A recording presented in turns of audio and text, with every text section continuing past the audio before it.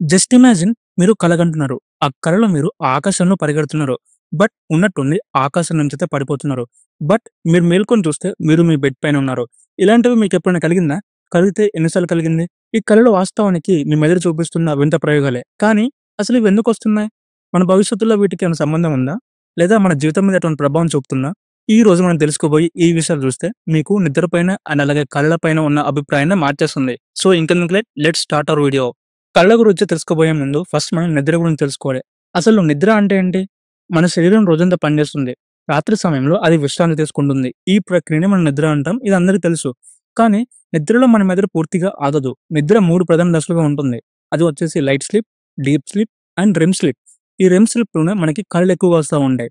So okay. Now నిద్ర ఎందుకు తీసుకుంటామో అర్థమైంది. ఇప్పుడు నిద్రలో కళలు ఎందుకొస్తాయో ఒకసారి చూద్దాము. మన మెదడులో hippocampus, prefrontal cortex and amygdala వీటి వల్లే మనకి కళ్ళైతే పుడతాయి. ఇవి మనకు బయటికి కనిపించదు. కానీ మన మెదడు నిద్రలో కొత్త కొత్త దృశ్యాలు, సంభాషణలు, భావోద్వేగాలు అంటే ఎమోషన్స్ కలిపి ఒక చిన్న సినిమా లాగైతే చూపిస్తుంది. మీరు చూసిన ఒక చిన్న సీన్ ఆర్ ఒక స్మెల్, ఒక చిన్న అనుభూతిని కూడా కలగా మలచబడుతుంది.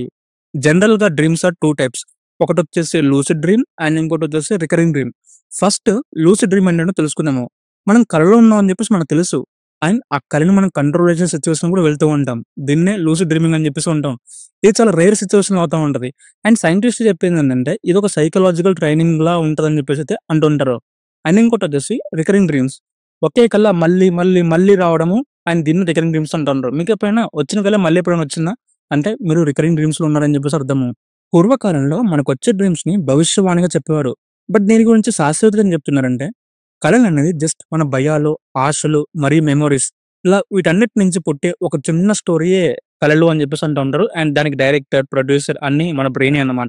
అండ్ మనకి భయంకరమైన కలలు కూడా వస్తూ ఉంటాయి. వాటిని మనం నైట్ మేర్స్ అని చెప్పేసి అంటూ ఉంటాం.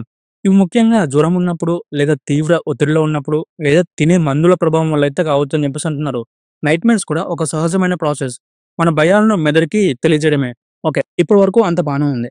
బట్ అసలు కళ్ళెందుకొస్తాయి? గొప్ప గొప్ప శాస్త్రవేత్తలకే ఇంకా పూర్తి క్లారిటీ రాలేదు. కానీ వాళ్ళు నమ్మే సిద్ధాంతాలైతే కొన్నున్నవి. ఇప్పుడు వాటి గురించి మాట్లాడదాము. అందులో నంబర్ 1 పాయింట్ వచ్చేసి ఎమోషన్స్. మన రోజువారీ జీవితంలో అనేక భావోద్వేగాలైతే ఎదురవుతూ ఉంటాయి. ఆనందం, కోపం, భయం, ఆందోళన, ఒత్తిడి వంటివి. ఈ భావోద్వేగాలన్నింటికి మన మెదడు నిద్రలో ఉండగానే ప్రాసెస్ చేస్తుంది. అంటే వాటిని అర్థం చేసుకోవడం, మానసికంగా సమతుల్యంగా ఉంచడం. ఉదాహరణకి మీరు ఒక డే మొత్తం చాలా స్ట్రెస్‌ఫుల్‌గా గడిపారనుకోండి.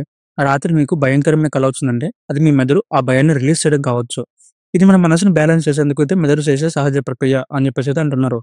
అందుకే మనం స్ట్రెస్‌లో ఉన్నప్పుడు లేదా ఎవరిదైనా మృతి ఆర్ బ్రేకప్ వంటి సంఘటనల తర్వాత కలలు ఎక్కువగా వస్తుంటాయి.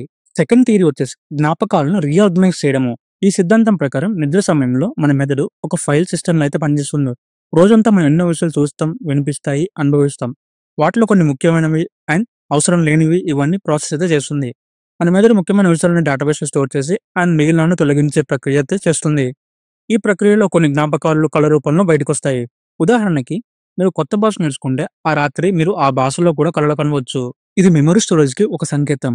చాలా మంది ఎక్కువగా నమ్మే సిద్ధాంతం ఏందంటే సమస్యలను పరిష్కరించేందుకు కళలు ఒక సిమ్యులేషన్ లాగా వర్క్ అవుతాయని చెప్పేసి. ఇది చాలా ఆసక్తికరమైన సిద్ధాంతం. మన మెదడు కొన్ని సమస్యలను సూక్ష్మంగా పరిశీలించేందుకు కళల రూపంలో సిమ్యులేషన్‌గా రూపొందిస్తుందని చెప్పేసి నమ్ముతూ ఉంటారు. అంటే మనకు ఎదురయ్యే సమస్యలను పరిష్కారాలను కళల ప్రపంచంలో కనుగొనవచ్చు అని చెప్పేసి అయితే అంటుంటారు. మీరు నార్మల్‌గా ఏదైనా ఆలోచనలో నిద్రపోయారనుకోండి, మీకు నిద్రలోనే కొన్ని క్రియేటివిటీ ఐడియాస్ వస్తా ఉంటాయి. సో, దీనికి ఇది ఆన్సర్ అని చెప్పేసి లేదు. చాలా మంది సిద్ధాంతాలైతే ఉన్నాయి. బట్ ఇందులో ఏది కరెక్టో ఇప్పటికి ఎవరికీ తెలీదు. ఎక్స్‌పీరియన్స్ బట్టి మారుతా ఉంటది. ఇంతకీ మీ దృష్టిలో కళలంటే ఏంటి? అండ్ మీకు నిన్నొచ్చిన కల గుర్తుందా? గుర్తుంటే ఒకసారి కామెంట్ చేసి చెప్పండి. ఈ వీడియో మీకు నచ్చితే లైక్ చేయండి. ఇలాంటి మరిన్ని వీడియో కోసం మన ఛానెల్‌ని సబ్స్క్రైబ్ చేసుకోండి.